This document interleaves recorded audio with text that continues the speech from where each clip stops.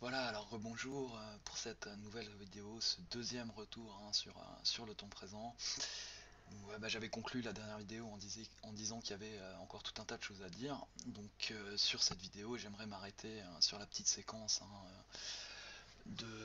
du montage de l'interview du professeur Bosson qui nous parle de ses études neurologiques qui se sont attardées à faire une prise d'image, enfin d'activité cérébrale durant les trans chamaniques, voire transmédiumniques. Et il nous dit tout un tas de choses, ce professeur Bosson, et c'est vrai qu'on nous balance ça, c'est quand même un peu une bombe. Je sais pas pour vous, mais moi on me dit que des études ont démontré plus ou moins la transmédiumnique, c'est pas exactement ce que dit Monsieur Bosson.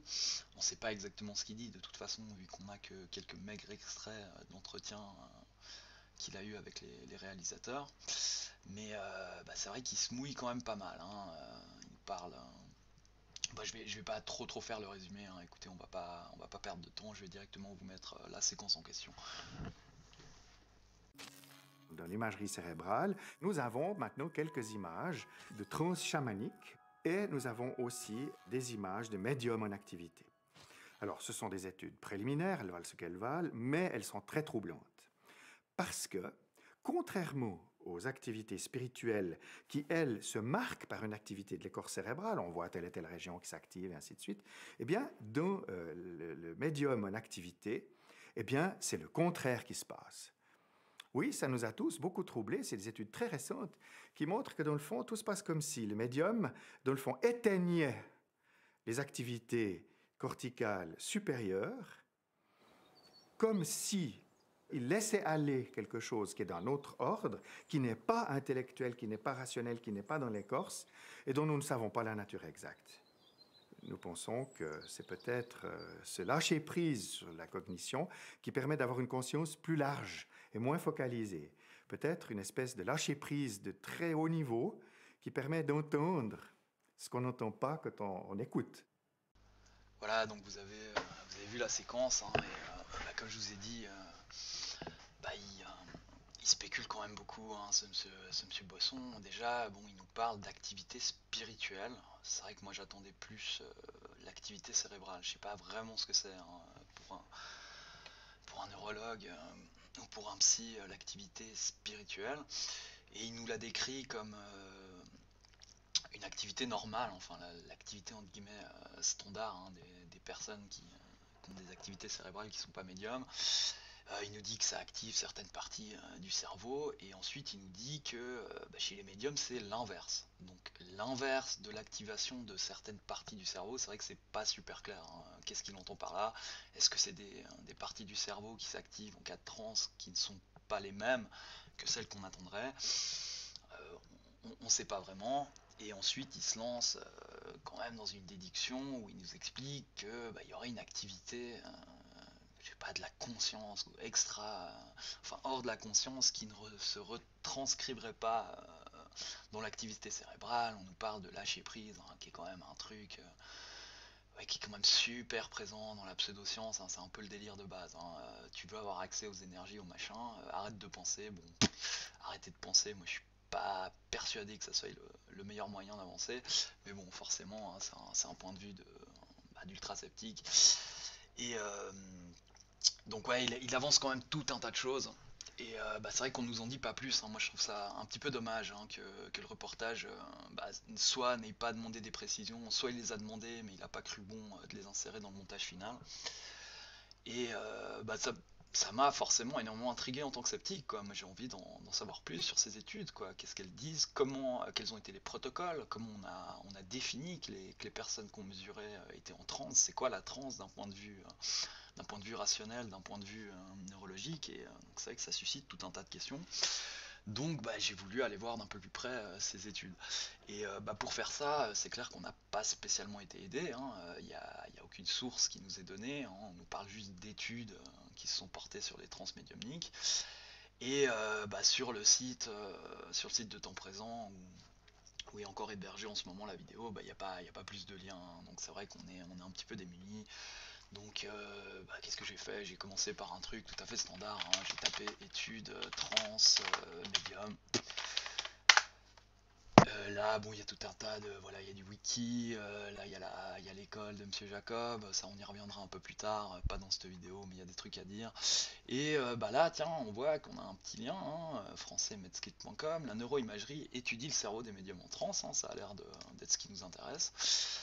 Donc on ouvre l'onglet et là, pas de chance, hein, malheureusement, c'est une revue payante, hein, donc on n'a qu'un tout petit bout de texte, mais des fois il faut quand même lire, des fois on a du bol, et bah, là c'est le cas, hein, vous voyez que la dernière phrase, hein, ces travaux ont été publiés dans la revue PLOS ONE, donc on a cette petite info. Du coup, bah, on va aller voir ce qui se passe du côté de la revue PLOS ONE. Voilà, vous voyez qu'on trompe bah, directement dessus. C'est une revue scientifique, médicale, hein, on zappe un peu, il y a une barre de recherche, bah, on va taper trans.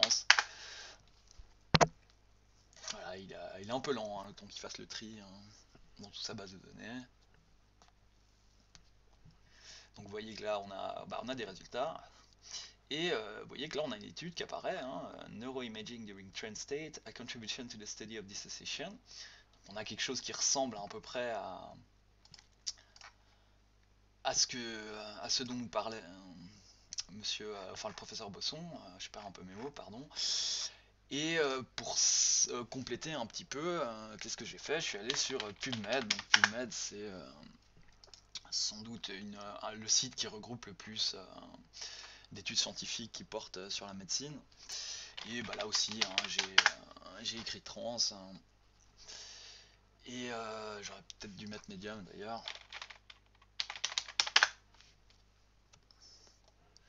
Et vous voyez qu'on a quelque chose hein, encore. On retrouve ici bah, la même étude hein, qu'on avait déjà trouvée via la revue PLOS ONE. Et j'en ai trouvé d'autres, il y en a quelques-unes, hein. Il semble que ça soit une activité plus ou moins beaucoup au Brésil, un petit peu en Californie, hein. C'est par là que ces études, enfin on a essayé d'aller voir un peu ce qui se passe dans la tête des médiums. Donc bah, l'étude en question, elle est là. Durant cette vidéo, on va en faire deux, on va se concentrer sur celle-ci. Je pense hein, en tout cas que c'est celle dont parlait le professeur Bosson. Premier petit constat qu'on peut faire, bah, c'est que ça date de novembre 2012, donc très récent. Ouais, c'est pas faux, hein, maintenant 2012, hein, c'est pas non plus apparu hier. Hein. Et bah justement, on va aller, ça va être super chiant, hein, c'est clair, c'est un petit peu mon créneau. Hein, je fais des vidéos super chiantes qui se basent sur des sources hein, et on prend bien le temps d'aller analyser l'info. Donc ouais, c'est vrai que le niveau entertainment, il n'y en aura pas trop, hein, faut pas trop rêver. Et bah on va aller un petit peu décortiquer cette étude, hein, on va voir les protocoles, comment est-ce qu'ils s'y ont pris, on va voir qu'est-ce qu'ils disent, qu'est-ce que les personnes qui ont fait cette étude disent, qu'est-ce qu'ils ont conclu, hein, est-ce qu'effectivement ils ont conclu à une activité mystérieuse hein, qui n'aurait pas été décelée par l'imagerie. Et bah on va aller voir tout ça de plus près. Voilà, donc on reprend comme ça. Donc j'ai téléchargé l'étude en PDF comme d'hab, hein, le stabilo. Vous voyez comment ça marche. Donc on va juste faire une petite mise au point avant de décortiquer l'étude. Donc je n'ai absolument aucune connaissance en neurologie ou en psychologie ou même en médecine tout court. Hein. J'ai jamais étudié la médecine. Donc du coup on peut se dire est-ce que c'est pas un petit peu prétentieux de vouloir aller décortiquer une étude de neurologie quand on n'a aucune connaissance en neurologie. Ça l'est très certainement. Maintenant on va quand même distinguer deux choses. Hein. Une étude neurologique enfin du moins comme elle est retranscrite, comme vous l'avez sous les yeux, ça n'est pas que de la neurologie. Un protocole, si vous voulez, comment est-ce qu'on a défini ce qu'était la science, comment, comment on a défini nos groupes, etc. Sont des choses qui répondent à la logique. Hein. Vous n'avez pas besoin d'être neurologue pour aller enfin jeter un œil sur le protocole. Et en ce qui concerne les données qui sont elles purement neurologiques, on va quand même s'y attarder un petit peu. Et, voilà, j'ai fait quelques petites recherches histoire d'avoir un peu quelques infos, bah, sans doute lacunaires. Hein, évidemment, on va pas s'improviser neurologue après 20 minutes de recherche sur internet. Donc voilà, il y a sans doute un peu de prétention de ma part hein, à aller vouloir disséquer cette étude, mais écoutez, on va quand même le faire et vous verrez que pour les notions protocolaires, ça fait pas forcément ça repose pas forcément sur des connaissances neurologiques directement. Hein. L'imagerie cérébrale n'est qu'une partie de l'étude. Donc bah, on va regarder ce protocole de plus près. On va essayer de diminuer la lecture au maximum, hein. C'est vrai que je lis très très mal, hein. Je suis un très mauvais lecteur, je suis pas foutu de lire 3 lignes sans écorcher 3 mots. Donc on va éviter au maximum la lecture. Et bah, je vais tenter de vous retranscrire un petit peu le protocole, hein, par rapport à ce que j'ai lu. Donc on va commencer comme ça. Donc d'emblée une précision. Donc qu'est-ce qu'on a testé, hein. Donc on voit qu'on a testé des gens soi-disant sous trans. Donc c'est particulier si vous voulez. C'est ce qu'on a testé, c'est l'écriture automatique. Donc l'écriture automatique, qu'est-ce que c'est? C'est une personne qui est dans un état de demi-sommeil, de semi-conscience, c'est assez dur à définir, et qui écrit un texte, qui a une production littéraire, qui n'est pas forcément issue de son contrôle total. Donc vous avez des personnes, voilà, qui écrivent des choses sans réellement y penser, c'est un peu l'idée de base. Et dans le cas des médiums, hein, parce qu'il y a encore une fois, les médiums n'est pas le seul champ d'application de l'écriture automatique, hein. Je vais revenir un petit peu là-dessus. Donc ce que nous disent les médiums, c'est que voilà, un défunt, une âme, un mort, prend le contrôle bah, de leur bras, et en gros c'est le mort qui écrit à travers le bras du médium. Voilà, c'est le système. L'écriture automatique, c'est quelque chose qui a aussi été exploité dans le domaine artistique, notamment par les surréalistes au début du siècle. André Breton, donc les surréalistes qui essayaient, qui se basaient énormément, hein, sur la psychologie freudienne. Et eux, ils procédaient de la même manière, hein. Donc demi-sommeil, on écrit des textes sans en être parfaitement conscient. Sauf que eux n'attribuaient pas ça à la prise de contrôle par un défunt. Ils s'imaginaient que le procédé permettait de faire parler directement, entre guillemets, l'inconscient, quoi. Donc ça, ou le subconscient. Je suis pas très précis, hein, là sur mes termes, hein, mais la différence fondamentale entre guillemets entre les surréalistes et les médiums, c'est que les médiums, eux, postulent une origine de l'écriture automatique qui serait extérieure, qui viendrait d'un défunt, là où les surréalistes, en utilisant le même procédé, ils vous postulent une origine de l'écriture automatique qui est intérieure, donc qui viendrait de leur subconscient. Donc c'est du détail, mais c'est intéressant de constater que la même pratique, elle est expliquée d'une manière bien différente selon les praticiens, hein, que ce soit des surréalistes ou des médiums.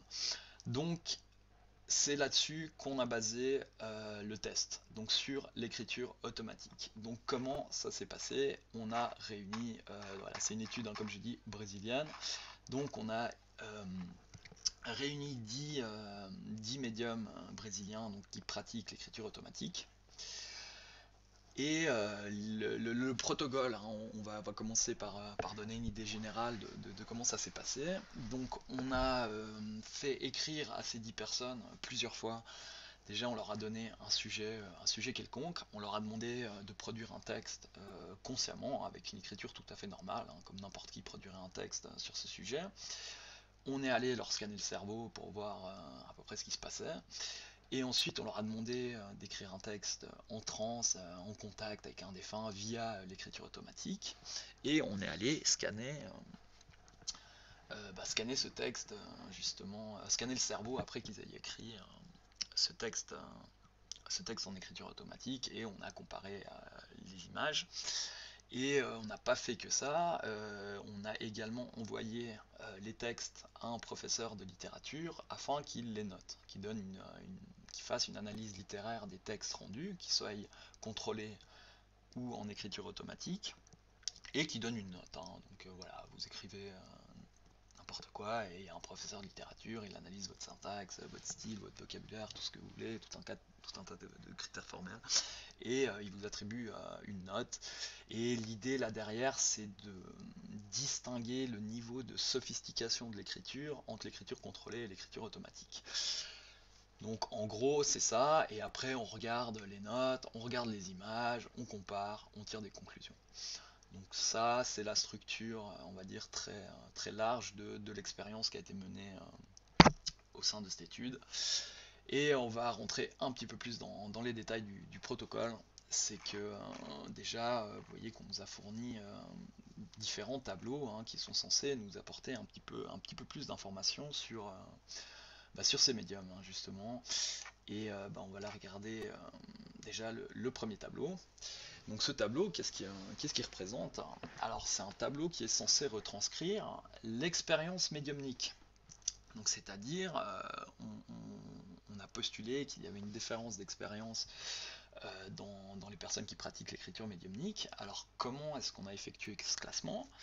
Alors c'est assez simple, on leur a posé deux questions hein, à ces médiums, hein, des questions qui sont, qui sont subjectives et absolument invérifiables.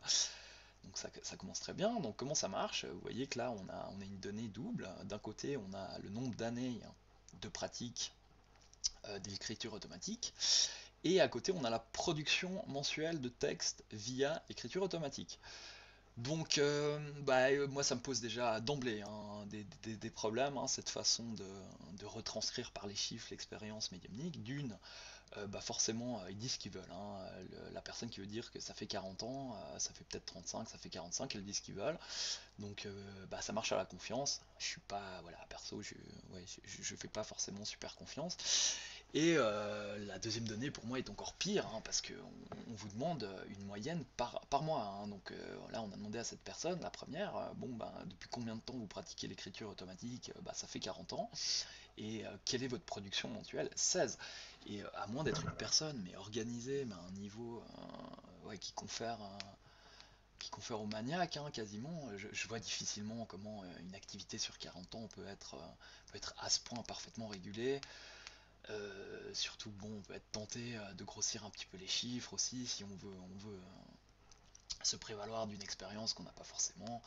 Et si on oublie un petit peu ces notions de médiumnité et qu'on prend, je sais pas, un autre caractère, si je vous demande combien de fois vous allez à la salle de gym par mois, et ça fait 6 ans que vous faites de la gym, est-ce que vraiment tous les mois vous y êtes allé 4 fois ou 8 fois, ou il n'y a pas des mois où vous y êtes allé 6 fois, des mois pas du tout, parce que c'est aussi des questions de phase. Enfin, tout ça pour dire qu'extraire un nombre extrêmement précis d'une activité mensuelle, ça me paraît extrêmement compliqué. Donc on a deux données qui sont pas vérifiables, hautement subjectives et particulièrement sujettes à l'inexactitude. Et c'est bien par ces deux données-là qu'on a défini l'expérience médiumnique.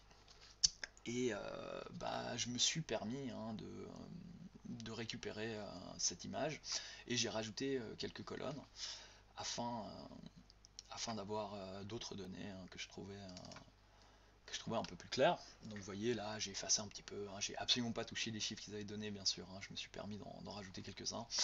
Donc la première chose que j'ai fait déjà, c'est de comparer l'expérience proclamée avec l'âge du sujet.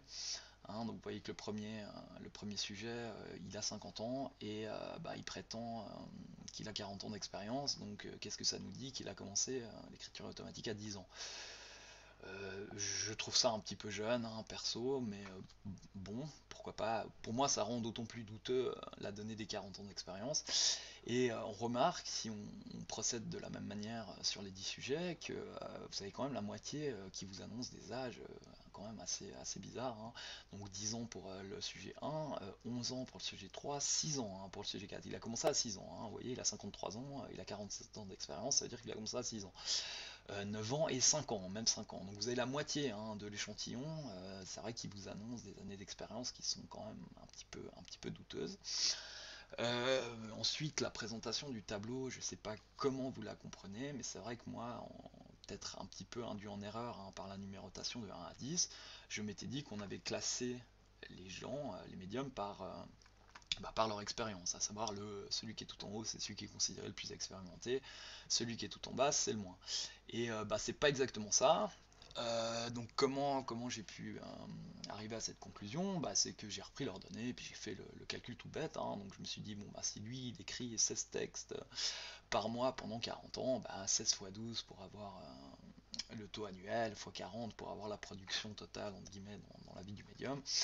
Et c'est ça que j'ai mis sous prod, hein. C'est que si on fait le calcul, hein, 16 lettres par mois pendant 40 ans, ça fait 7680 textes produits, et etc. Donc on voit, quand on amène cette donnée, que le classement n'est absolument pas graduel, hein. Le premier n'est pas celui qui a le numéro un n'est pas le plus expérimenté. Le plus expérimenté, c'est en vrai le numéro 2 qui a 9702. Ensuite, le numéro 4. Vous voyez que j'ai remis les positions, hein, justement, qui correspondaient à la production qui est calculée. Donc, le seul truc qu'on constate, c'est qu'effectivement, les personnes qui auraient le plus produit sont dans les 5 premières places, mais distribuées un petit peu pas dans le bon ordre. Et pareil pour le deuxième groupe. Et justement, on va aborder la question des deux groupes. Pourquoi est-ce qu'on décide de scinder en deux groupes? Déjà, en principe, dans les études, par exemple, pour tester un médicament, il y a effectivement deux groupes, mais ces deux groupes qui ne sont pas issus d'une même caractéristique, quoi. Il y a une distinction assez claire. Il y a un groupe, on leur donne le médicament, il y a un groupe, on leur donne un placebo. Vous voyez, c'est une distinction claire entre deux groupes. Or là, qu'est-ce qui distingue le groupe 1 du groupe 2? C'est on a pris les 5 plus gros producteurs, on les a nommés médiums expérimentés, et on a créé un deuxième groupe, parce que visiblement, il serait moins expérimenté que le premier, et on appelait ça des médiums, voilà, à peu près médiums, hein, less expert subject. Donc je trouve ça très bizarre comme séparation et totalement arbitraire, hein. Pourquoi pas trois groupes, hein? Pourquoi pas avoir fait les élites qui ont produit des FMIL, les moyens intermédiaires, bref, le nombre de grilles de lecture, hein, qu'on pouvait poser sur ce classement via différents groupes, il est infini plus ou moins. Et c'est vrai que ça peut paraître évident, hein, on a 10 personnes, on fait 2 fois 5, ça peut paraître évident, mais c'est quand même arbitraire, hein, surtout qu'il n'y a pas des données qui distinguent les deux groupes, hein. La seule donnée, c'est l'expérience. Et vous voyez que si on commence un peu à relativiser les chiffres, hein, si je vous prends par exemple le sujet numéro 8, qui revendique quand même 2400 textes produits via l'écriture automatique, hein. Si vous oubliez un petit peu ce tableau et la comparaison avec les autres, et que je vous dis qu'une personne pratique l'écriture automatique depuis 25 ans et qu'elle a déjà produit 2400 textes par ce biais, est-ce que vous allez la juger expérimentée ou non dans ce domaine? C'est vrai que si on prend le chiffre absolu, on n'a pas forcément le même jugement qui est mis en rapport. Voilà. Est-ce que vraiment on peut considérer cette personne comme moins expérimentée que celle qu'on a mis 9000? Bref, c'est bizarre. Et pourquoi je trouve extrêmement gênant cette séparation arbitraire? Parce que vous verrez que quand on présente le résultat, on présente les résultats par le prisme de cette séparation. Donc c'est voilà, perso, déjà le protocole, hein, cette idée en fond grimé d'aller retranscrire par des chiffres l'expérience médiumnique, je trouve ça douteux à la base, je trouve ça extrêmement douteux la manière dont ça a été fait, hein, parce qu'encore une fois les données sont invérifiables, elles sont particulièrement sujets à l'inexactitude, et on a séparé ça un petit peu comme on voulait, hein. Voilà, on a dit visiblement plus de 3000 lettres, t'es expérimenté, moins de 3000, t'es pas expérimenté. Bon, c'est bizarre. Donc ouais, là c'était pour ce premier tableau. Il y a un deuxième tableau sur lequel on va pas trop s'attarder, c'est ce tableau qui concerne toujours nos médiums, bien sûr. Alors ça, qu'est-ce qu'on a sous les yeux? C'est l'analyse psychologique, hein, des sujets. Pourquoi est-ce qu'on fait une analyse psychologique? C'est pour ça paraît assez logique, hein, que si un de ces sujets était sous le coup d'une pathologie psychologique sévère, ça aurait forcément des répercussions sur l'imagerie cérébrale, hein. Donc on cherche à évacuer en guillemets les facteurs autres qui pourraient se retranscrire sur l'imagerie. Donc comment ça se passe? Je vous ai dit, hein, je connais rien à la psychologie, donc on va résumer vite fait, hein. SRQ, BDI, BAI, c'est différents indices, hein, qui ont l'air, hein, d'être des modèles parfaitement reconnus par la psychologie. Donc ça paraît un peu bizarre, hein, quand on n'est pas dedans. Si je sais pas, je prends le SASSR ici, en fait, c'est le Social Adjustment Scale. Donc en gros, c'est comme ça qu'on définit de manière chiffrée voilà, votre niveau de socialisation. Je sais pas si je peux dire ça comme ça. Et c'est vrai que là, on voit un chiffre avec 2 décimales, on se dit, mon Dieu, mais qu'est-ce que ça veut dire? Maintenant, voilà, comme j'ai dit, hein, c'est des modèles qui ont l'air d'être utilisés couramment, hein, et parfaitement reconnus par la psychologie. Donc on va pas aller s'imaginer, hein, que le psychologue il allait voir la personne et puis lui a dit ouais, sur un chiffre entre 1 et 5, comment tu te sens socialement, hein.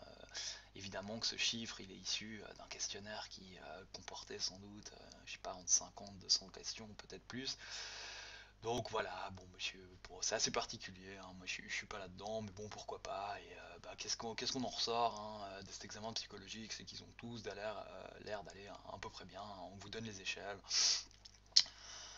Voilà pour screening questionnaire, le self-report, je sais pas, c'est la conscience de soi. Vous voyez qu'on a bah, le niveau de dépression, le niveau d'anxiété. Ce qu'il faut y retenir, c'est que les mecs vont plutôt bien psychologiquement, mais on nous note quand même hein, que le sujet numéro 10, il y a deux colonnes là qui ont l'air d'avoir été créées bah, juste pour lui. C'est que lui, il a quand même voilà, on lui a diagnostiqué, ouais, je sais pas si c'est une pathologie, hein, le fait d'être borderline. Ouais, je suis désolé, hein, la psychologie, vraiment, j'y connais rien, hein, mais en gros, bah, lui, il est borderline, vous voyez qu'il y a un yes. Et childhood abuse, hein, donc voilà, il a été abusé quand il était enfant. On parle pas forcément de pédophilie, il a pu être battu, on n'en sait pas plus. Mais bah, il nous spécifie ça au cas où ça aurait une répercussion sur l'imagerie cérébrale. Bah, du coup, il prendrait ce paramètre en compte hein, pour relativiser les résultats. Voilà, il n'y a pas grand chose d'autre hein, à retenir de ce tableau-là, si ce n'est que visiblement, bah, psychologiquement, les mecs, ça va pas trop mal, hein. Voilà, c'est ce qu'on cherche à nous montrer par là. Voilà, puis on va regarder le troisième tableau. Alors celui-là, c'est pas un tableau qui nous donne plus d'infos sur les sujets, c'est déjà un tableau de résultats. Et bah, c'est le tableau des résultats justement de la note, hein, de la notation qui a été faite par ce professeur de littérature. Je ne vous ai pas précisé que ce professeur a fait ses analyses littéraires en aveugle. Qu'est-ce que ça veut dire? Ça veut dire que lui, on ne lui a pas mentionné hein, si le texte qu'il recevait était issu de l'écriture qu'ils appellent contrôlée, donc normale, ou pour le petit p, hein, donc c'est psychographie, c'est écriture automatique. Donc le fait qu'il le fasse en aveugle, c'est très bien. Et bah, on va juste faire une petite mise au point sur ces notions d'aveugle. Je vais reprendre mon exemple d'une étude qui porterait sur un médicament, où on chercherait à définir si un médicament est efficace ou non. Comment est-ce qu'on juge qu'un médicament est efficace? Il est efficace à partir du moment où il apporte un gain significatif par rapport à l'effet placebo seul. C'est pour ça qu'on a un groupe placebo et un groupe à qui on donne le médicament. À la fin, on compare. Si on constate des effets bénéfiques dans le groupe médicamenteux qui sont conséquents par rapport au groupe placebo, on détermine que le médicament est efficace. Et un standard dans les études justement qui testent les médicaments, c'est ce qu'on appelle le double aveugle, parce qu'on essaye d'éliminer au maximum tous les facteurs extérieurs qui pourraient troubler les résultats. Donc qu'est-ce que ça veut dire? Déjà, on va commencer par le simple aveugle. Le simple aveugle, ça vous indique que la personne donc, qui participe à cette étude en tant que patient, elle ne sait pas au moment où on lui donne la pilule, hein, dans le cas où c'est une pilule, si on lui a donné un placebo ou le médicament. Et c'est absolument indispensable pour pouvoir tester correctement que le patient ne sache pas ce qu'on lui donne. Donc là, on a du simple aveugle. Et le double aveugle, on l'attend quand, en fait, le médecin qui prescrit le médicament ne sait pas s'il prescrit un placebo ou un médicament. Donc c'est une tierce personne ou un groupe tiers qui va donner la pilule au médecin en lui disant bah voilà tu prescris ça, et lui il ne sait pas ce qu'il prescrit. Et c'est absolument indispensable pour éliminer justement tous les facteurs extérieurs et garantir les bons résultats de l'étude. Donc au niveau des aveugles dans l'étude qui nous concerne, le seul aveugle qu'on a c'est justement ce professeur de littérature. On va quand même rappeler qu'une analyse littéraire, elle a beau être basée sur des critères formels, il y a forcément un petit peu de subjectivité là derrière, hein. Si on avait pris, ça aurait été peut-être intéressant hein, de prendre 3, 4, je sais pas, 5 professeurs de littérature différents.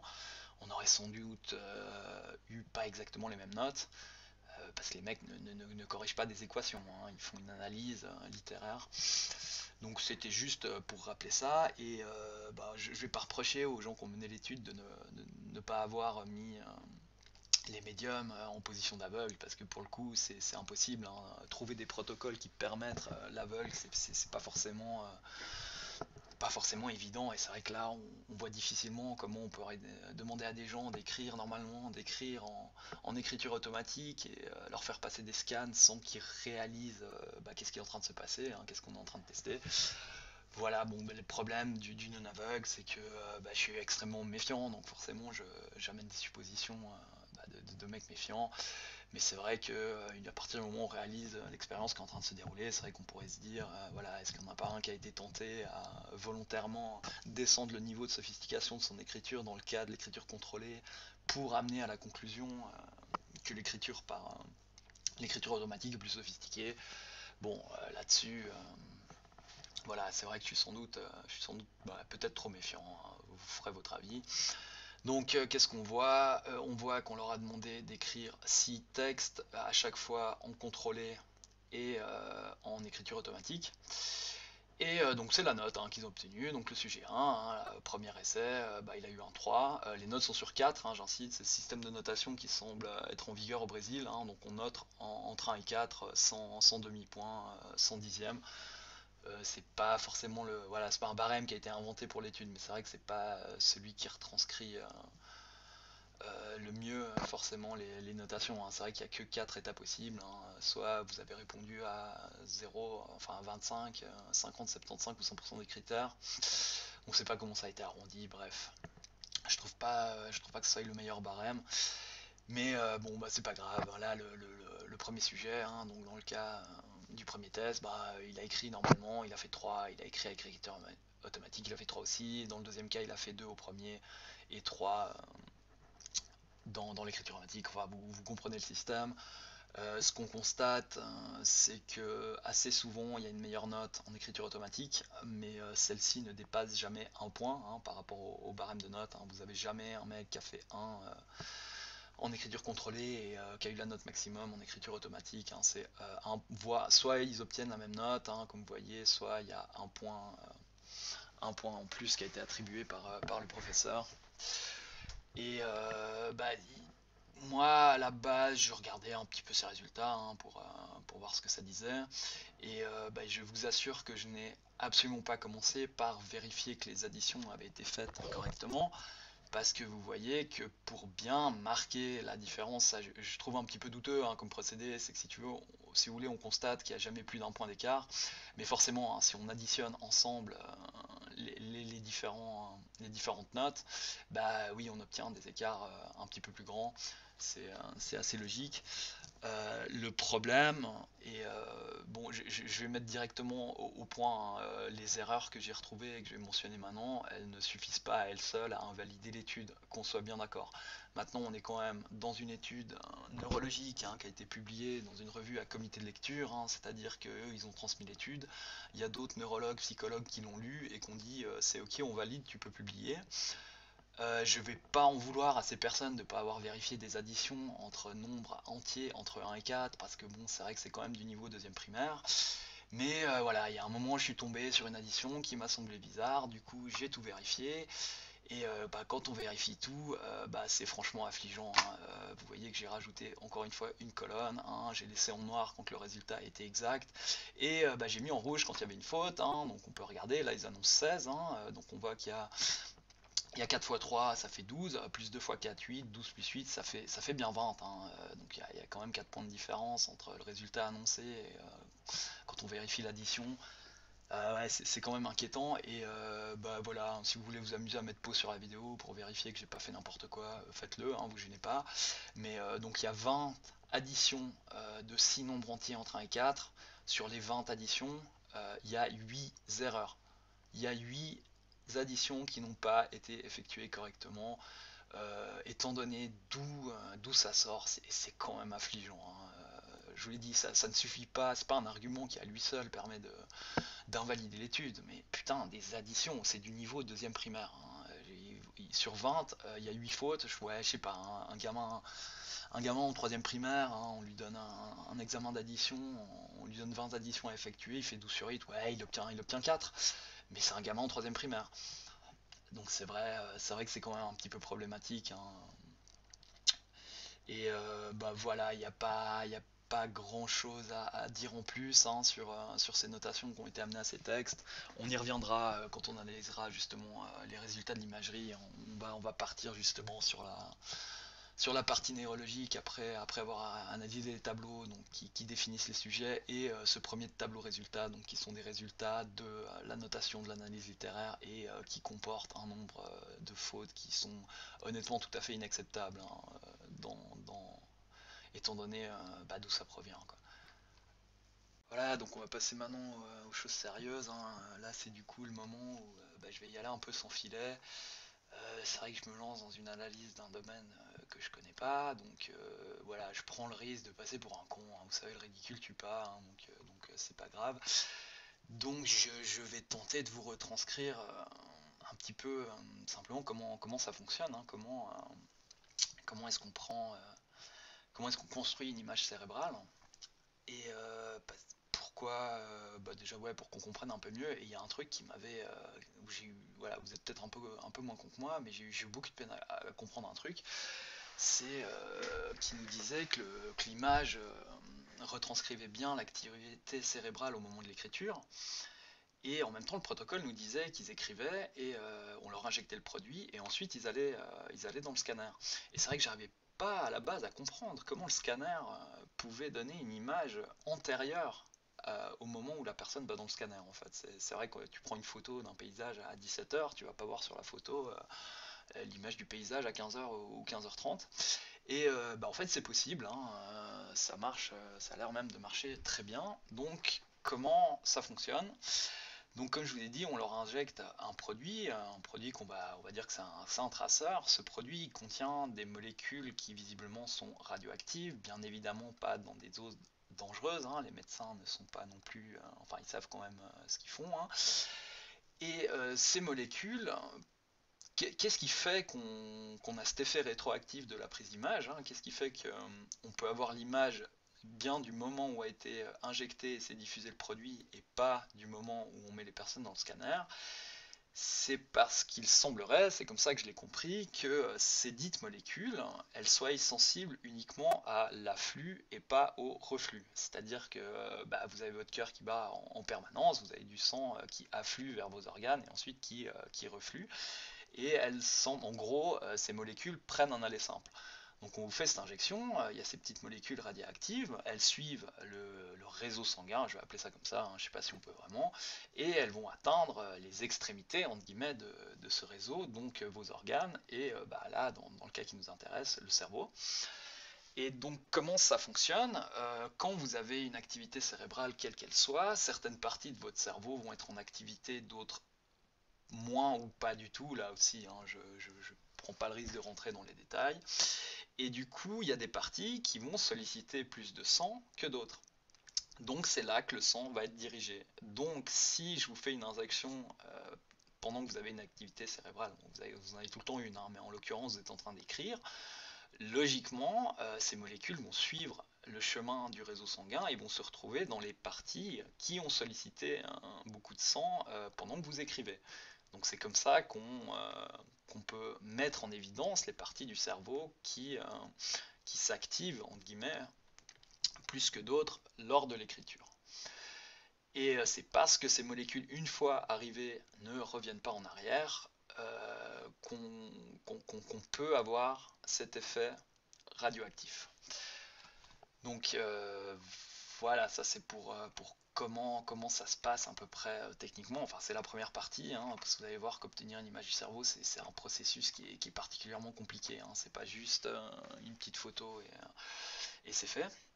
Donc là, ils nous donnent des précisions sur comment est-ce qu'ils ont procédé. Donc là, ils nous précisent bien, hein, que les sujets sont scannés après avoir écrit, mais qu'on aura bien l'image au moment où ils écrivaient, hein. Donc ça c'est juste, hein, comme on vient de l'expliquer. Donc là ils nous disent qu'ils ont déjà ils ont tiré au sort l'ordre dans lequel ils allaient procéder, hein, à savoir est-ce qu'ils vont commencer par l'écriture contrôlée ou l'écriture automatique. On nous en dit pas plus, hein. Est-ce que ça se répartit en 5-5, en 7-3, en 6-4? On ne sait pas. On ne sait pas comment ça se répartit sur chaque sujet différent. Voilà, on sait juste que ça a été tiré au sort, mais c'est vrai qu'on ne sait pas si le sujet a en premier fait de l'écriture automatique ou contrôlée. Et je prends quand même des gros risques là, mais c'est vrai qu'il y a une différence de dosage en fait entre les deux. Et ça, ouais, ça a suscité quand même quelques questions. Donc là, on vous fait le protocole type. Donc, on amène le sujet dans une pièce. On lui fait écrire, que ça soit automatique ou contrôlé, pendant 10 minutes. Au bout de 10 minutes, on leur injecte le traceur. Une fois le traceur injecté, ils continuent d'écrire pendant 15 minutes. Au bout de 15 minutes, on leur demande d'arrêter d'écrire et on les amène au scanner pour un scan qui lui-même dure 40 minutes. Et une fois que ce scan a été effectué, on le renvoie dans la même pièce et cette fois il va écrire l'autre partie, hein. Donc s'il avait commencé en contrôlé, il va passer en écriture automatique et là c'est le même procédé, il écrit 10 minutes à vide. Au bout de 10 minutes, on lui injecte de nouveau le traceur, il réécrit 15 minutes et on part au scan. Et vous aurez constaté, ou peut-être pas, hein, mais je vais vous le pointer, que la dose, enfin quand je parle de la dose, hein, vous voyez qu'ici on leur a injecté 7 CD millicurie, donc c'est quantitatif, mais ça quantifie la radioactivité. Je ne sais pas si on peut en transcrire un nombre de molécules de ce produit, hein, le 99 TCECD, donc c'est le fameux traceur. Et la deuxième fois, on leur injecte une dose qui, cette fois, monte à 25 millicurie. Et c'est vrai que je me suis posé plein de questions, quoi. Pourquoi avoir des dosages différentiels? Et pour essayer d'avoir un peu plus d'informations là-dessus, j'ai pu trouver une étude qui sont en fait des recommandations d'usage justement de ce fameux traceur. Et on va aller regarder un peu ce qu'ils nous en disent. Voilà, donc on est justement sur ces considérations d'usage, hein, de ce fameux traceur. Et donc bon, ouais, je vais quand même préciser, hein, que ces recommandations datent de septembre 2009, hein. On a vu que l'étude, c'est quand même 3 ans avant, avant l'étude. Et du coup, ouais, c'est vrai que des fois, hein, ça peut évoluer quand même très très vite. Donc c'est vrai que j'ai pas la certitude absolue que ça n'ait pas évolué entre 2009 et 2012. Et que du coup, ces chiffres ne soient pas exacts. J'ai pas trouvé de trucs plus récents. Donc on va quand même juste regarder ce qu'ils nous disent, hein. On parle bien du produit concerné, hein, le 99 TMTCECD. Et donc là, on est dans la partie où il nous donne des recommandations sur le temps entre l'injection et la prise d'image. Et pour les CD, on nous dit que les meilleures images, elles sont obtenues si on scanne à peu près après 45 minutes après l'injection. Et on nous dit qu'à partir de 20 minutes après, on pourra déjà avoir des images interprétables. Et on a vu que dans l'étude, visiblement, c'est plus du 20 minutes, hein. On injecte, ils écrivent 15 minutes, on les amène au scan, hein. On imagine qu'on fait traîner un peu ça 5 minutes et on commence le scan directement après 20 minutes. Et là, on nous dit aussi que le délai maximum, en fait, hein. Donc il faudrait éviter d'amener au scan plus de 4 heures après l'injection. On imagine que ça correspond à peu près au temps que prend le corps, hein, pour éliminer les molécules radioactives. Et du coup, s'il n'y a plus de radioactivité, il n'y a plus de détection et il n'y a plus d'image. Donc je ne sais pas si je peux en déduire que on peut avoir des traces de ces molécules jusqu'à 4 heures. Mais c'est vrai qu'au niveau des délais sur l'étude, on va y revenir. Je ne sais pas si c'est un truc bizarre, mais on va juste regarder un peu les autres recommandations et on comparera après au protocole de l'étude. Et donc là, il nous donne les recommandations de dosage, hein. Donc il y a des recommandations sur deux produits, en fait, deux traceurs différents, hein, le HMPAO et le CD. Donc c'est le CD qui nous intéresse. Donc pour un adulte, hein, donc le CD. Donc là, on nous donne les mesures en deux unités différentes, hein, soit des becquerels, soit des curies. Donc c'est deux fois des unités de radioactivité, enfin une quantification de la radioactivité. Et les deux, enfin on peut faire une conversion entre les deux, quoi. C'est deux mesures différentes du même paramètre en gros. Et on voit que la recommandation précise, hein, pour le CD, c'est soit 1110 mégabecquerel, soit 30 millicurie.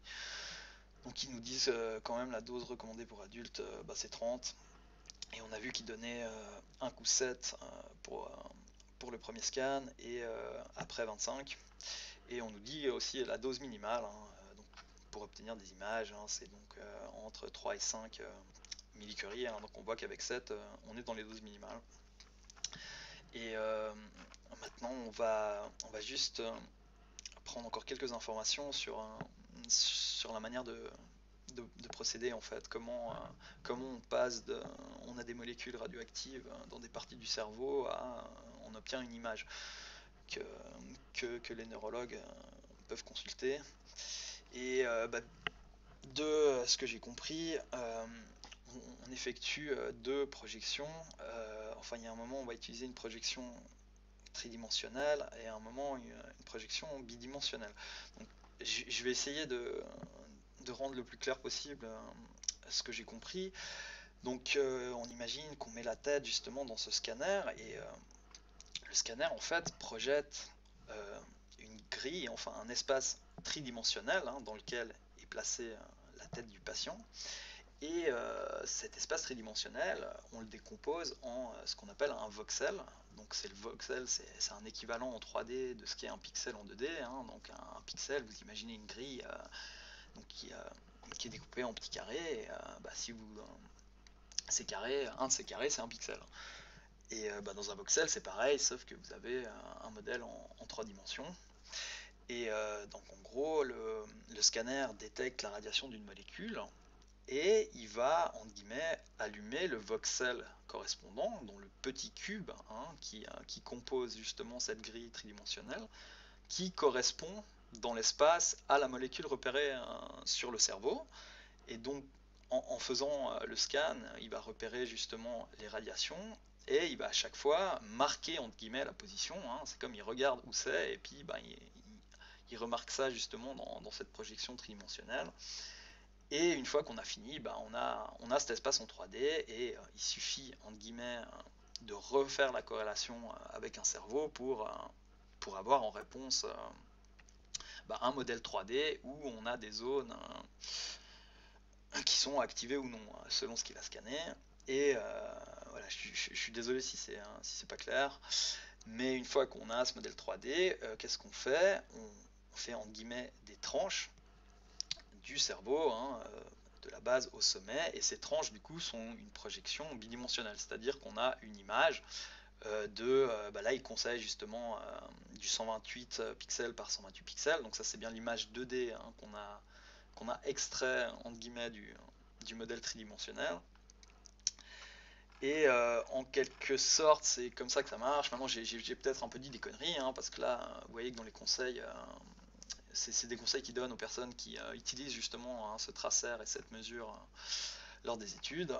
Justement, ils indiquent bien que les coordonnées tridimensionnelles doivent être données et que pour obtenir justement ce modèle en 3 dimensions, j'ai pas tout compris, hein, je vous cache pas, mais soit il y a enfin on va faire un pré-filtre bidimensionnel, enfin une projection de données, où en gros on va appliquer un modèle 3D après le procédé. Donc visiblement il y a plusieurs moyens d'obtenir les deux, hein. Soit on commence par une projection 2D de laquelle on extrait une 3D, soit l'inverse. Je sais pas exactement comment a procédé l'étude qui nous concerne. Et je vais juste vous montrer, peut-être ce sera un petit peu plus clair, ces petites images que vous voyez là. Donc c'est le résultat 2D, et vous voyez que ça représente des tranches, hein. Là c'est plutôt vers la base du cerveau, et là c'est un peu plus haut et on monte, et là je ne sais pas si c'est le sommet ou un petit peu en dessous, mais voilà, que vous compreniez un petit peu l'idée, hein, comment on obtient ces images. Et avant de s'intéresser un petit peu plus aux images, je vais juste revenir sur l'étude et revenir sur le protocole. Donc on a vu qu'il conseillait plutôt 30 millicuries hein, comme dose pour les adultes, hein, a priori pour un scan. Et là on fait 2 scans à la suite en donnant un coup une dose de 7 millicuries, un coup une dose de 25. Et c'est vrai que je suis un peu intrigué, surtout avec cette notion de 4 heures. Hein. On a 4 heures pour faire les images. peut-être que je fais une erreur d'interprétation. Pour moi, ça veut dire qu'après 3 heures, on a encore des traces. Et c'est vrai que si on prend un sujet lambda et qu'on regarde un petit peu la chronologie du protocole, donc il écrit, on va dire, en contrôlé pendant 10 minutes, il a la première injection, il réécrit 15 minutes, on prend 5 minutes pour l'amener au scan, et on le scanne 40 minutes. Donc à la sortie du premier scan, il s'est passé 1 heure depuis la première injection. Là, on nous dit vraiment hein, que après le scan, on le ramène à la salle où il écrit et recommence directement. Enfin, on ne nous signale pas en tout cas hein, s'il y a une pause. Et là, il recommence, hein, donc ça fait, il est sorti du scan, ça fait 1 heure, il repart pour des minutes, et on fait la deuxième injection de 25, 1h10 après la première. Après cette 1h10, il réécrit un quart d'heure, on va de nouveau dire, on va arrondir à 20 minutes, et on va effectuer le scan 1h30 après la première injection. Et du coup, je me demandais, mais est-ce que dans le deuxième scan, on va pas encore avoir des traces de la première injection, quoi. Et vu que on cherche à avoir l'image du moment de l'injection et qu'on cherche à distinguer les deux écritures, c'est vrai que s'il y aurait des traces du premier scan dans l'image du deuxième, ce serait un peu problématique. Et c'est vrai que c'est comme ça que moi j'ai compris cette notion de 4 heures.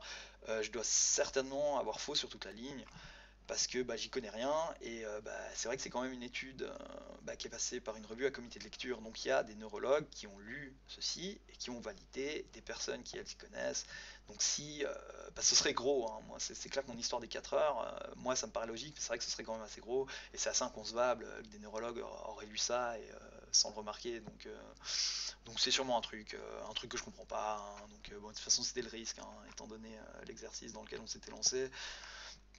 Donc on va quand même aller jusqu'au bout, hein, puis on va regarder un petit peu ces résultats et le tableau qu'ils nous ont fourni et puis ce qu'ils en disent. Donc ouais, on va aller regarder un petit peu comment ils interprètent hein, justement les résultats qu'ils ont eu de cette imagerie. Et vous voyez que là, par exemple, ils nous disent, voilà, ils font un petit rappel hein, d'études hein, d'imagerie cérébrale qu'on portait sur différentes choses, hein, pas forcément reliées avec les médiums. Et là, ils nous disent en fait que cette étude, hein, les résultats de cette étude suggèrent que le niveau d'expertise a un important effet sur la fonction cérébrale, étant donné comment ils ont quand même vachement confiance hein, en leur protocole pour définir l'expérience. Hein. On a vu en quoi ça consistait. Hein, c'est à la fois subjectif, invérifiable et sujet à l'inexactitude. Et c'est vrai que visiblement, ils ont confiance hein, parce qu'ils le mettent en corrélation directement avec les fonctions cérébrales. Et voilà, ils disent que c'est les résultats, ce que les résultats suggèrent. Hein. Donc, enfin voilà, leur indice d'expertise, ils le mettent plus ou moins au même niveau que leur mesure d'image cérébrale. C'est vrai que ouais, je suis pas sûr. Hein. C'est que je suis pas neurologue. Bon, du coup, je m'en fous. Hein. Franchement, je suis vraiment pas sûr. Voilà, il n'y a pas besoin de. Vous avez vu que la manière dont on a défini expertise ne reposait absolument pas sur des critères neurologiques. Donc, voilà, c'était subjectif, c'était bizarre. Donc, ouais, j'ai un doute sur la corrélation pour le coup. Euh, donc là, qu'est-ce qu'ils nous disent en fait? Comment est-ce que ils essayent de nous vendre les résultats? Ils sont quand même un peu mesurés. Hein. Ils concluent, je vous le dis, je vous spoil un petit peu. Non, mais il n'y a pas de conclusion franche. C'est sûr, ces médiums ont communiqué avec des défunts. Mais c'est vrai qu'on tente quand même un peu des trucs. Voilà, et là, qu'est-ce qu'ils nous disent hein? Ils nous disent que, étant donné le degré de sophistication du contenu en écriture automatique, euh, on ne sait pas, parce que voilà, ils en ont conclu à une baisse d'activité cérébrale chez les médiums qui sont qualifiés d'expérimentés. Et on va revenir là-dessus. Hein, on verra que c'est voilà, par rapport, enfin, ils arrivent à des conclusions écrites qui correspondent pas vraiment au tableau de résultats qui nous donne. Donc ils nous disent, voilà, on ne sait pas trop si cette baisse d'activité cérébrale, hein, donc quand ils passent en écriture automatique, elle vient du fait que le cerveau soit le plus efficace à ce moment-là, ou l'influence d'autres variables, sous-entendu des variables mystérieuses et potentiellement, voilà, enfin pas forcément que des variables mystérieuses, mais bon, c'est vrai qu'on ouvre un petit peu la porte, hein, à la possibilité de cette intervention extérieure. Et on va s'arrêter un peu là-dessus, parce que c'est vrai que bah, c'était un petit peu aussi essentiel dans le protocole, hein, on n'a pas dit, c'est vrai que le but de l'étude, c'est d'avoir une image cérébrale de personnes en transe, et vous imaginez bien que il va falloir définir ce que c'est une transe pour prétendre avoir cette image cérébrale. Donc c'est vrai que bon, définir la transe, je sais pas, dans un style poétique, on imagine bien ce qu'on peut faire, mais là, bah, on cherche plus à donner des critères formels. Donc comment ils s'y sont pris? Ils ont donné 3 critères, et en gros, si vous remplissez 2 des 3 critères donnés, vous êtes considéré comme étant en transe. Et bah, le premier critère, c'est une altération marquée de la conscience. Je sais pas vraiment ce qu'on entend par là, et je sais pas comment on le mesure, hein, surtout. Les critères énoncés ont l'air d'avoir... on a l'air d'avoir répondu à ces critères en posant la question à la personne. Enfin, voilà, je peux pas garantir, hein, que c'est des critères subjectifs, mais ça a quand même vachement l'air. Donc, ouais, une altération marquée de la conscience. Critère numéro 2, comment dire, ouais, vous avez une conscience, vous avez moins conscience de votre entourage immédiat, de votre univers immédiat, hein. Donc bah, en gros, bah, je sais pas, dès que vous regardez un film, un match, que vous lisez un livre, vous jouez aux jeux vidéo, après vous êtes concentré, bah ouais, c'est clair que vous êtes un peu moins conscient sur ce qui se passe juste à côté de vous. Donc ça, c'est le deuxième critère. Et le troisième critère, c'est des mouvements, hein, qui sont ressentis, enfin ouais, des mouvements incontrôlés, en guillemets, hein. On fait l'expérience de mouvements qui sont au-delà de notre contrôle. Donc c'est les 3 critères. Si vous en avez 2, hein, donc par exemple si, je ne sais pas si c'est subjectif, hein, mais si la personne dit on va être en demi-sommeil ou être voilà, dans un état altéré de conscience, et qu'en même temps bah, y a une perte un peu de la conscience de l'entourage immédiat, bah, ce qui se passe dès qu'on se concentre sur quelque chose, bah, voilà, t'as les deux, on considère que t'es en transe. Bon voilà, je vais être un peu de mauvaise foi, mais c'est vrai que je trouvais assez marrant la définition justement de la transe. Et vous savez, je me dis, bah ouais, moi par exemple, je pourrais être en train de regarder un match de foot, hein, ce qui validerait le critère numéro 2, hein, forcément, t'es sur ta télé, t'es dans ton match, hein, bah voilà, t'as pas forcément conscience de ce qui se passe sur le canapé ou dans la pièce à côté, c'est pas forcément le truc le plus important à ce moment-là.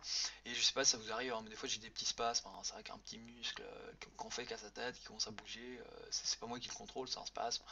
Donc voilà, c'est vrai que si on suit un petit peu le protocole, et que je regarde un match et que bah, sur le même moment j'ai des spasmes, bah, visiblement je suis en transe.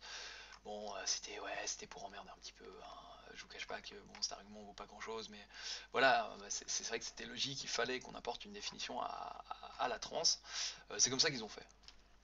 Voilà. Bon, vous faites votre opinion, hein, sur le protocole. Et bah, on va rentrer un petit peu dans le vif du sujet, parce que là, bah, ils nous font mention, ils sont en train justement de nous faire mention des résultats. Et là, ils nous parlent du superior temporal gyrus, donc c'est une partie du cerveau bah, qui contient le cortex auditif visiblement. Alors ils nous disent, et je vous arrête là-dessus parce que là ils utilisent un verbe, enfin une polarisation en binaire, hein, parce qu'ils nous disent cette partie, elle était activée pendant l'écriture automatique chez les experts qui sont pas vraiment experts, hein, donc chez le groupe 2, qui eux visiblement ont confié entendre des phrases. En gros, c'est comme si l'esprit leur dictait directement. Ils entendaient, hein, ils avaient genre un genre d'hallucination auditive, du moins c'est ce qu'ils ont confié.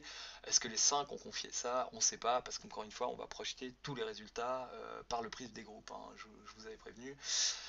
Mais visiblement, bah, on nous dit que ça s'active, hein, cette partie s'active chez les médiums pas vraiment médiums, mais par contre, se désactive chez les médiums vraiment médiums. Et eux, visiblement, ont confié, parce que là aussi, on imagine que c'est une mesure subjective, hein, ils ont dit bah, qu'ils n'avaient aucune conscience, hein, quand ils écrivaient justement en écriture automatique.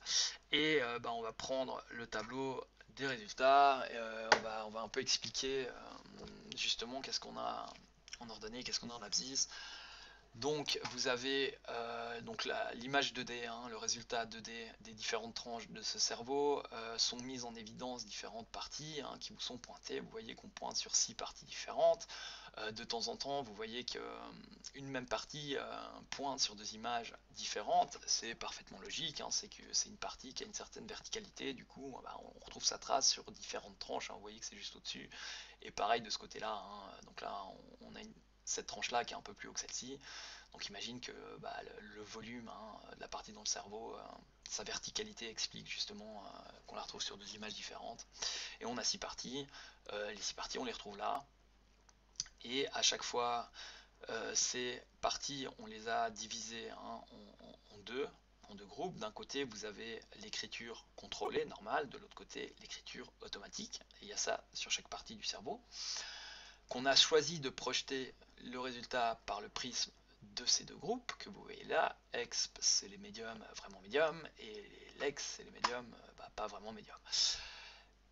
Et comment on a fait? C'est vrai que là, on a un seul tableau, on a les résultats des 10 médiums, on imagine, visiblement de l'intégralité des textes. Il y a eu 6 fois le texte qui a été opéré, et c'est vrai que bon, perso, j'attendais peut-être plus 10 tableaux, un tableau par sujet, avec les résultats d'un individu.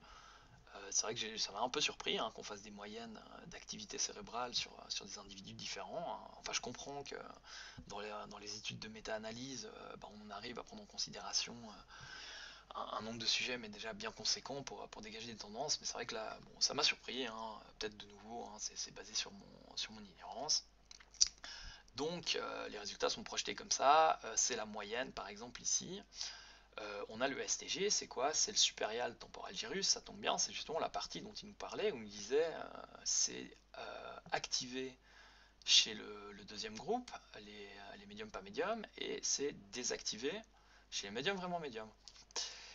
Et vous voyez qu'il y a un petit trait là, c'est la moyenne, du coup vous avez la minima et la maxima, donc c'est-à-dire que dans cette barre sont contenus les résultats de 5 personnes, des 5 médiums vraiment médiums, et le carré là, c'est la moyenne. On a fait la moyenne de l'activité cérébrale de ces 5 personnes, et ça donne ça, et ça donne ce chiffre, donc c'est 270, vous allez me dire c'est 270 quoi? Alors là, il va falloir qu'on revienne sur cette notion de grille tridimensionnelle qui se divise en petits cubes qui sont des voxels. Et donc c'est le nombre en fait de voxels qui ont été repérés à cet endroit-là. Donc je vous rappelle le processus, il y a cette molécule radioactive dans le cerveau, le scan la repère, il la retranscrit en allumant un ou plusieurs voxels. Je ne sais pas exactement ça. Et une fois que le scan est fini, on va avoir des amas comme ça, des clusters, des amas de voxels. Et on considère qu'un voxel, il faut au minimum qu'il y ait, un amas, il faut qu'il y ait au minimum 100 voxels contigus. Et donc là, ils nous disent bien que c'est la valeur moyenne de cet amas. Donc on a mesuré dans cette partie-là, le STG, on va l'appeler STG, ça va être plus simple. Chez le groupe des médiums vraiment médiums, quand il nous faisait une écriture tout à fait normale, on a constaté un cluster de voxels d'à peu près 280 voxels, voilà. Et quand il nous faisait de l'écriture automatique, on voit que ça baisse, je sais pas, on va dire que là c'était 282 et que là on est passé à 275. Voilà, ouais, ça fait 6 voxels. Un voxel, il précise la taille du pixel dans l'image. Là, le pixel, il fait, je crois, 3,2 mm de côté. La taille du voxel n'est pas précisée. On imagine bien, pour avoir des amas d'une centaine, ceci devait quand même être assez petit. Et bon, c'est vrai que je me représente pas du tout ce que ça représente comme différentes activités, 7 voxels repérés en moins. Mais ce que je vais me permettre d'affirmer, étant donné les résultats qu'ils nous fournissent, c'est que dans tous les cas, dans les 2 groupes, qu'on fasse de l'écriture contrôlée ou de l'écriture automatique, on a constaté de l'activité dans cette partie. Si on a repéré un voxel de 210, dans le contrôler, c'est que déjà enfin voilà, cette partie on lui a toujours reconnu de l'activité. Et là, ce qu'on cherche à nous mettre en évidence par la séparation des deux groupes, c'est quoi? C'est de prétendre, enfin de prétendre, c'est pas une prétention, hein, la moyenne, je dis pas qu'elle est fausse, hein, mais c'est qu'en gros, les médiums vraiment médiums, eux, leur activité cérébrale baisse, et les médiums pas vraiment médiums, elle augmente. Et leur idée, hein, si vous voulez, pourquoi on avait ces analyses de notes, donc des notes en littérature, leur idée c'est ça, c'est de dire si on écrit mieux, c'est qu'on a sollicité, enfin c'est le fruit d'une activité cérébrale plus poussée. Donc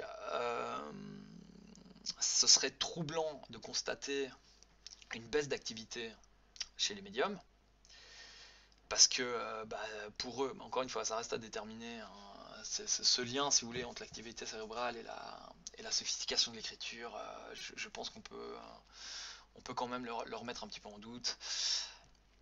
Et en gros, c'est ça l'idée, quoi. Les mecs ils disent oh, regardez, ils écrivent mieux en écriture automatique et pourtant le cerveau baisse. Donc ouais, c'est comme s'il y avait une activité qui était perdue, qui n'était pas cérébrale. Et du coup, on ouvre la porte par tiens, la présence d'un esprit pourrait expliquer le manque d'activité. Ouais, je trouve ça un petit peu facile. Et voilà, je m'avance beaucoup, mais c'est vrai que je comprends absolument pas la formulation, hein, de l'étude qui nous parle d'activer, désactiver. Je comprends pas. Je sais pas, c'est peut-être du jargon, hein, particulier à la neurologie, c'est utilisé dans une définition particulière. Mais là, je sais pas comment on tire de ces résultats-là, activer pour les bleus, désactiver pour les rouges, hein. Surtout qu'on constate en plus clairement que l'activité mesurée, elle est plus conséquente, justement chez les médiums vraiment médiums que chez les pas vraiment médiums. Donc c'est vrai, ouais, je sais pas, ça a pas beaucoup de sens. Et enfin bon, je m'avance, hein, je dis peut-être des grosses conneries, mais bon, des fois il faut, hein. Et si vous voulez, oui, je m'interroge d'une part, hein, sur cette idée de faire des moyennes. Je m'interroge encore même plus que largement sur la séparation que je considère arbitraire, hein, dans ces deux groupes, parce qu'honnêtement, leur factorisation de l'expérience, je la trouve carrément douteuse.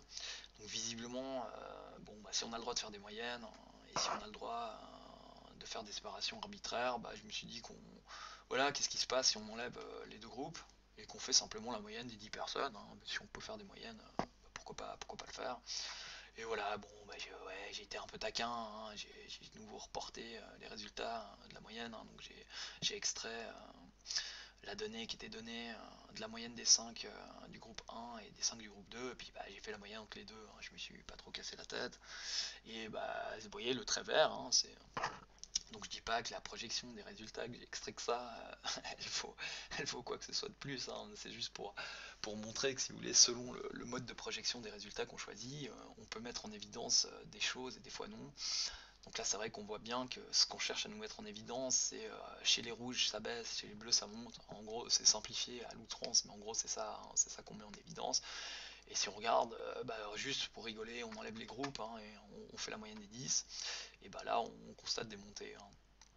Maintenant, c'est évident que pour qu'une moyenne produise une baisse, il y a forcément eu une baisse au moins dans un des sujets ou plus.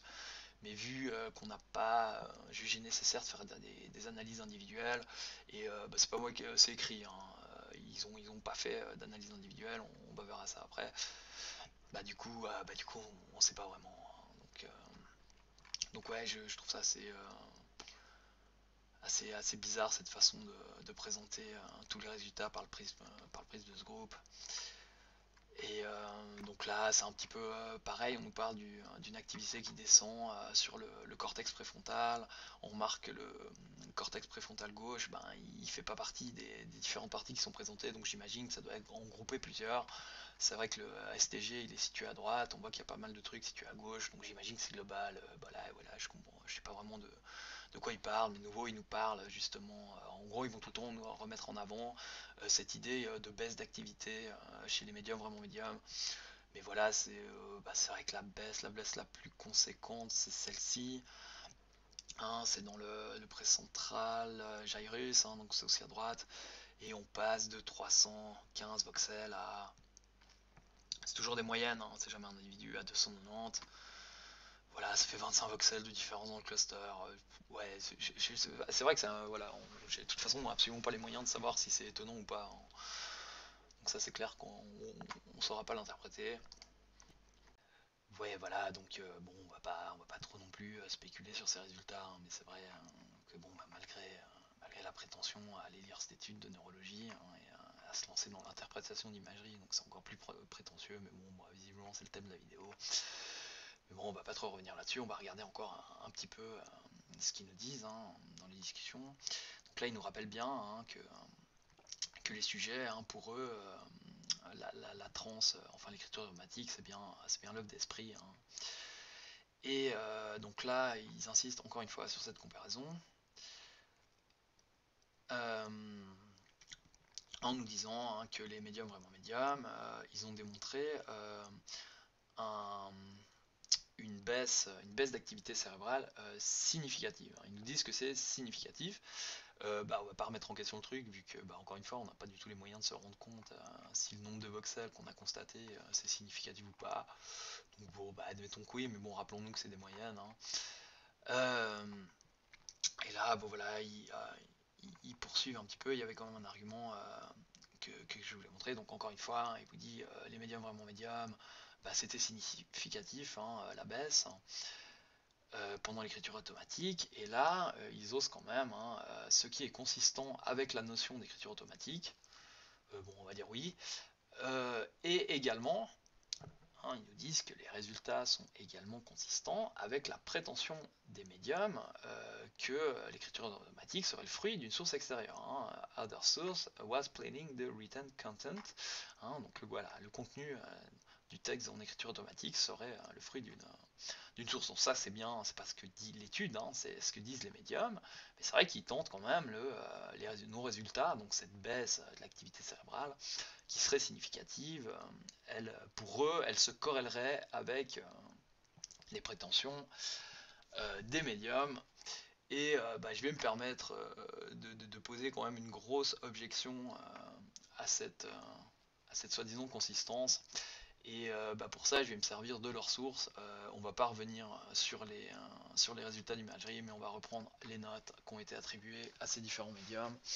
Et on va rentrer un petit peu dans leurs prétentions, hein, donc qui n'ont pas de contrôle, hein, sur l'écriture automatique et que c'est l'œuvre d'un esprit. Donc à partir de là, on peut dire que le texte qui résulte de l'écriture automatique doit être le fruit du degré de sophistication de l'esprit. A priori, il ne devrait pas avoir de lien entre le niveau de sophistication du médium et de l'esprit s'il ne contrôle pas et que c'est bien l'esprit qui prend la plume, hein, c'est un peu ce qu'on nous dit.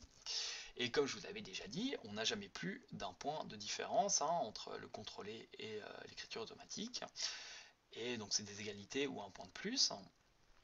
Et donc on a quand même une corrélation, on constate une corrélation sur l'intégralité des résultats, hein. Donc on a quand même 12 textes par participant, en tout il y a 120 textes, 60 en écriture automatique, 60 en écriture normale.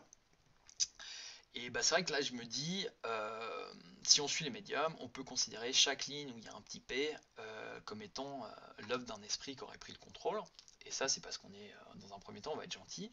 Et c'est vrai qu'on se dit que le hasard fait quand même super bien les choses, hein, à moins qu'il y ait une règle qu'on nous ait jamais expliquée, hein, qui veut que les esprits, avant de choisir le médium dans lequel ils vont s'incarner, ils s'assurent que celui-ci, il a quand même un niveau d'écriture qui est proche du leur. Parce que c'est ce que nous disent, hein, ces résultats des notes littéraires, hein, je vous ai dit, ça se corrèle clairement. C'est vrai que vous prenez le médium qui écrit le mieux, c'est le numéro 4, hein, c'est assez clair, hein. Vous voyez qu'en écriture contrôlée, il a eu 4,3, mais il a eu 2 fois aussi la note maximale, et qu'en écriture automatique, il a eu 5 fois la note maximale, et, un 3. Donc le meilleur score en écriture automatique correspond au meilleur score en écriture normale, hein. Donc c'est bien, c'est vrai que ça tombe bien, hein, l'esprit qui écrivait le mieux, il allait voir le médium qui écrivait le mieux. C'est vrai que c'est plutôt pratique. On constate l'inverse ici, hein, bon, c'est vrai que lui c'est un médium qui est pas vraiment un médium, hein. Donc voilà, peut-être que lui c'est pas le fruit d'une rencontre avec un esprit, mais bon, quand même, on va quand même poser le principe jusqu'au bout. Donc là, effectivement, l'esprit, ouais, bon, visiblement, il n'était pas, voilà, c'était pas un grand lettré, hein. Il a fait que des 2, une fois il a fait 1, et ça tombe pile poil, hein, sur le médiums qui écrivent pas super bien non plus. Et vous pouvez tous les faire, c'est systématiquement comme ça. Et maintenant, étant donné le protocole qu'on a vu au niveau des scans, ça considérait bien l'écriture de deux textes, hein. Donc en gros, ça concerne que ça. Les à peu près 2 heures de processus. Donc c'est vrai qu'on peut se dire que ça s'est certainement déroulé sur plusieurs jours, hein. C'est vrai que on les a sans doute pas injecté, enfin il fait des scans tout à la suite.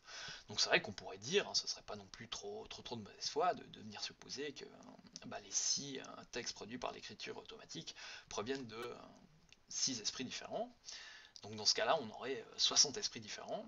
Et là, le hasard, il fait encore mieux les choses, parce que toujours, hein, l'esprit va systématiquement voir un médium qui a à peu près le même niveau d'écriture que lui.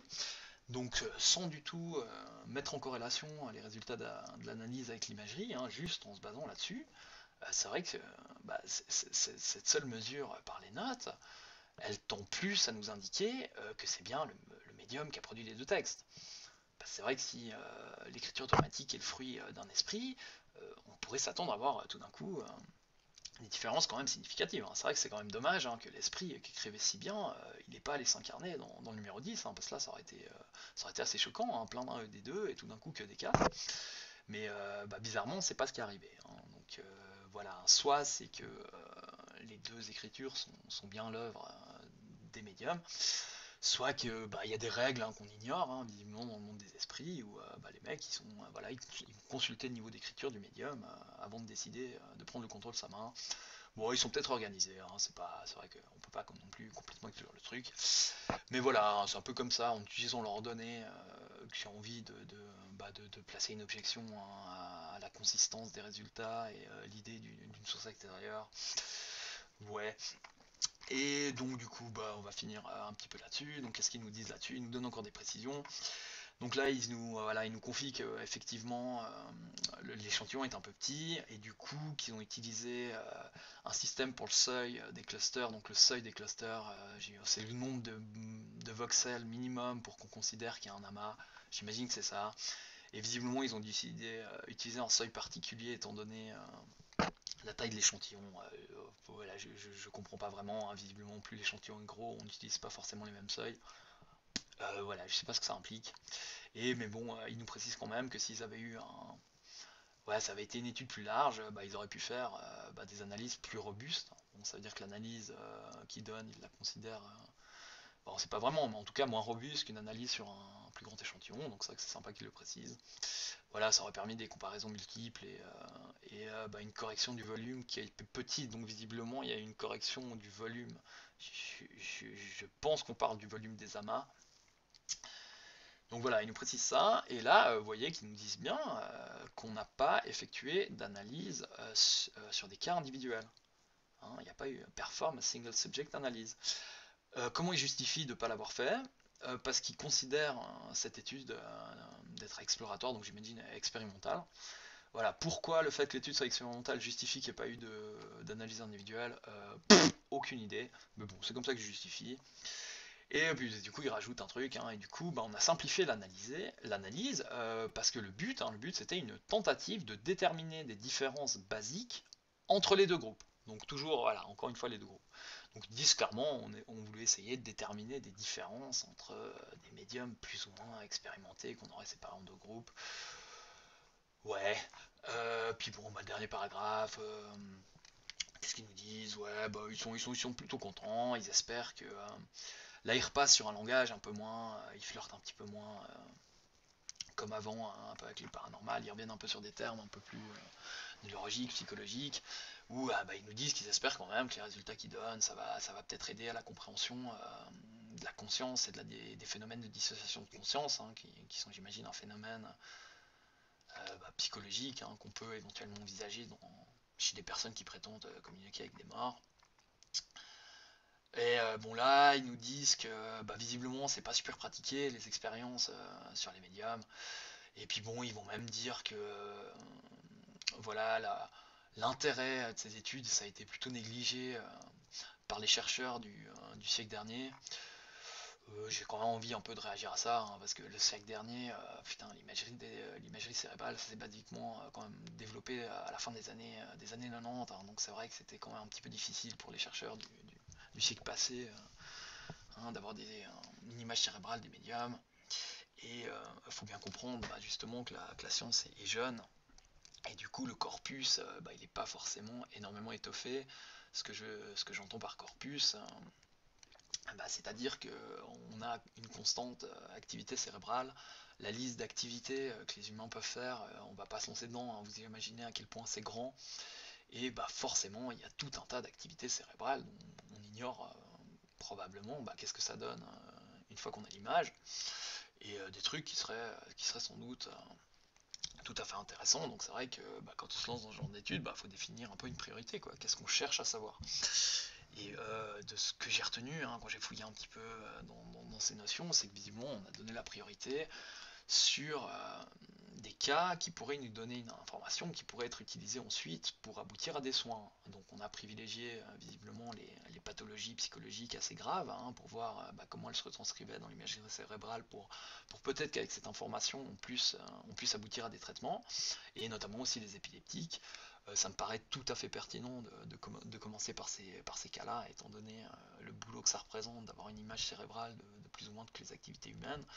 Parce que voilà, il y a la partie compréhension du fonctionnement du cerveau, et il y a la partie comment on s'en sert pour soigner les gens. Et d'avoir mis l'accent là-dessus, j'ai envie de dire, je trouve ça complètement logique. Donc c'est vrai que bon, ça a été, voilà, les images cérébrales des médiums a été négligées, enfin leur relevance, enfin leur intérêt a été négligé par les chercheurs. En plus, dans le siècle dernier, oui, j'ai envie de dire évidemment, on peut pas vraiment leur reprocher ça. Mais bon, voilà, ils disent encore une fois qu'ils espèrent qu'ils ont apporté leur pierre à l'édifice. Ils ont amené des petites données pour les personnes qui cherchent à faire des études en profondeur sur les états de conscience dissociés, dissociatifs, et également les expériences spirituelles. Donc voilà, c'est la fin de cette étude.